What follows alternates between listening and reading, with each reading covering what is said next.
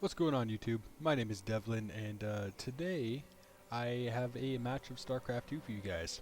And this is a 1v1 ranked match, but I wasn't placed in a league at this point. I was still in the placement matches. And what those are, it's a series of 5 matches that kind of like determines your skill level and helps the game figure out which league to place you in. There's 5 leagues, from worst to best. It's bronze, silver, gold, diamond, and platinum. I'm currently placed in gold now, so kind of like in the middle ground, which isn't too bad because I'm pretty new to RTS competitive online play. I only ever really played Warcraft online before, and I would just occasionally do like 2 versus 2 now and then with my friend Agron.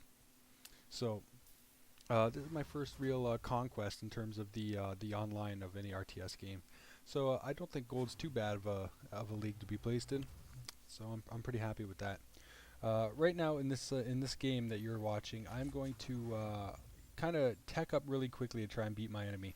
It's a strategy I got from Force StarCraft 2 Strategies, the YouTube channel that I linked you guys to last time I did a StarCraft video.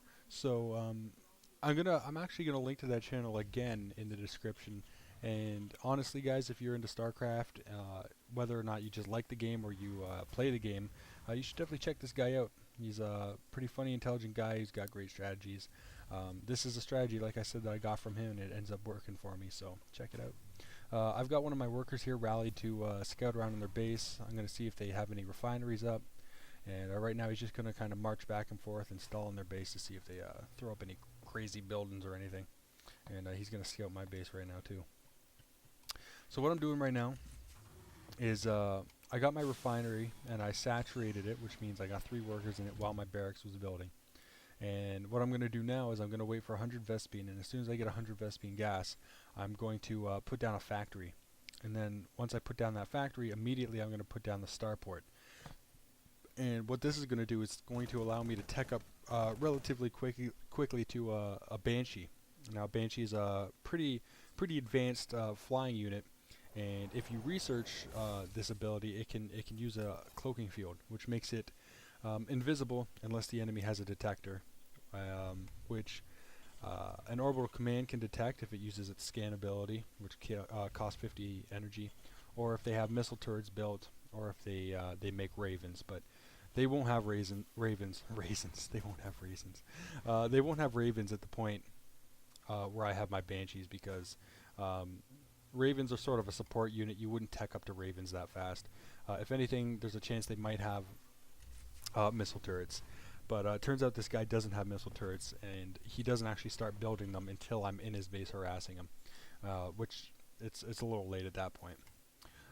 So you can see here I waited for my first Vespene gas to drop this factory. Now as soon as this factory is done, I am going to pop a starport up after that immediately.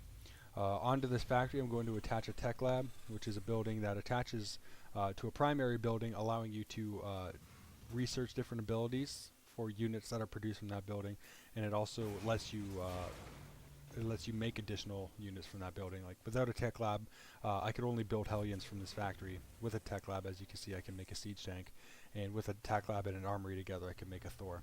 But I don't want this tech lab for my factory. What I want is I just wanted this tech lab ready to go. So when this starport's almost done, you're going to see here I pick up my factory and move it away, and when my starport's done, I'm going to lift it off and attach it to this already built tech lab. This is actually going to save me 25 seconds, which in an RTS game is quite a lot. So now that I don't have to actually attach this and build it onto my starport, I can immediately start researching this cloaking field for the Banshees, and I can also immediately start building a Banshee. I've got my starport rallied down beside their base, so as soon as it gets down there, I can start harassing their mineral line. Since I'm teching up really fast and using most of my resources to build these structures, it's kind of only allowed me to build a handful of some of the weaker units that Terran can produce, these Marines. So what I've done here is I've constructed a couple bunkers to protect them from incoming enemy fire if they decide to push with a counterattack.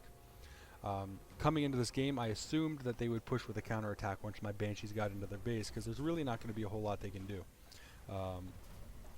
Even if they do scan my guys to make them visible, the scan only lasts for 12 seconds, so all I have to do is just fly my guys. Banshees have great mobility, so I just fly them out of the range of the scan for the 12 seconds, then fly back in. So I'm assuming that once I start attacking that mineral line, they're probably going to do a counter push, which means they're going to attack assuming that I've poured all my resources into these Banshees. So they're going to assume I have nothing defending my base, and they're going to actually try and get in my base and destroy my base faster than I can destroy theirs, so it becomes sort of just like a race. So I got this Banshee down here. As you can see, Cloak has been researched. And what I'm going to do is I'm going to get into their mineral line and start attacking their workers. And I'm not going to cloak up until their attacking units get near me. I don't want to waste any energy because you know, once you're out of energy, this method is a little less useful.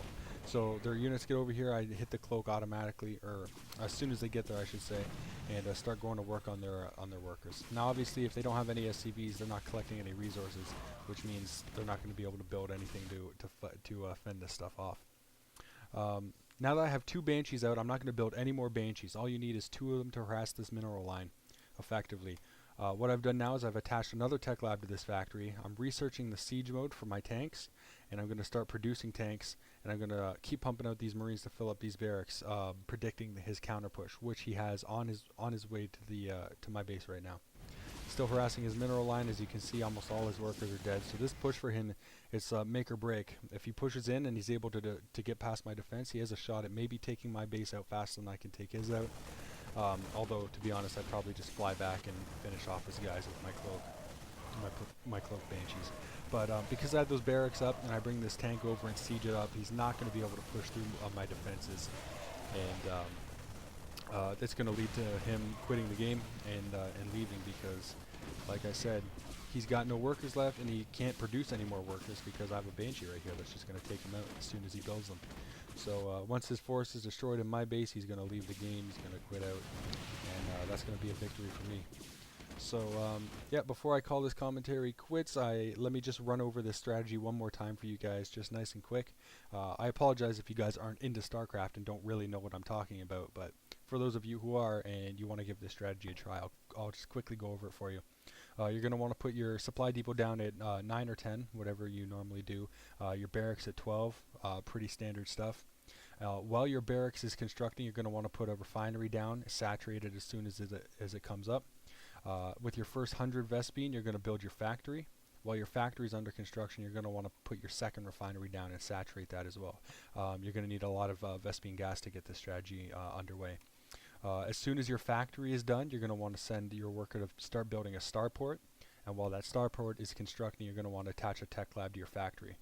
When the starport is finished, you're going to want to lift it off and trade places with the factory, and then attach the starport to the tech lab. Immediately start researching Cloak and start training your first Banshee, and it might help for you to, like I did, rally it down near their base. While you're doing this, you're going to want to use any extra minerals you have to pump out a couple Marines and maybe bunker up in front of your base to also be ready for any early pushes or any counterattacks they might send. Once your first 2 Banshees are produced, you're going to want to stop production on the Banshees. You're not really going to need any more for the harassment. You're going to want to concentrate on getting some tanks out with siege mode. Maybe throw down another barracks. I probably should have macroed my base a little better and spent these extra resources I have. Throw down an extra barracks, make sure you don't get supply capped, and start just pumping out extra guys. At this point, their workers are all going to be done. They're going to be very low on resources, and any guys you build are easily going to go and take over their base and just destroy whatever they've got. Yeah, that's it, guys. Thanks a lot for watching. Hope you enjoyed this little quick match I have for you. If you're into StarCraft 2 and you want to learn more strategies like this, be sure to go and check out for StarCraft 2 Strategies channel. As I said, link in the description. Thanks a lot for watching, guys. Peace out.